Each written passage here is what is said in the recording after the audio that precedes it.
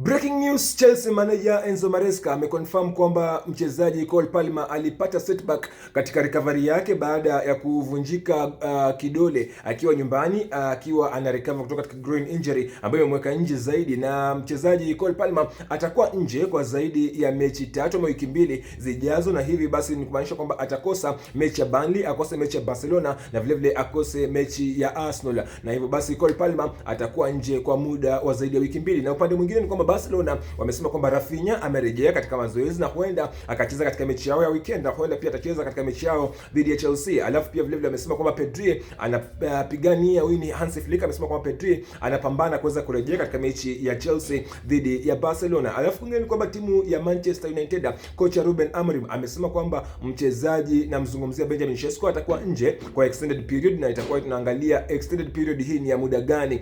Na pia akasema kwamba wachezaji wa Manchester United wenye usuli wa Kiafrika, na mzungumzia Amad Diallo, kuna mchezaji Mbeumo, bila kumsahau Mazraoui, watakuwa nje kwa muda ambao pia utakuwa unaanza wiki 2 kabla ya AFCON. Kwa hivyo tutakuwa tunasubiria kuweza kuona Manchester United bila kwenda kwa wachezaji watatu, Mazraoui, Amad Diallo pamoja na Mbeumo watakuwa wachezaji katika mechi zao zijazo baada ya AFCON kuweza kuanza, na kocha amesema kwamba 2 weeks to AFCON huenda atakuwa anakosa wachezaji hawa muhimu. Alafu vile vile ningeomba zaidi join my fantasy league. Kujoin my fantasy league ni rahisi sana. Enda katika bio yangu hapa TikTok, hapa katika bio yangu, alafu click your link ambayo nimeweka hapo, alafu utakuwa umejoin hiyo.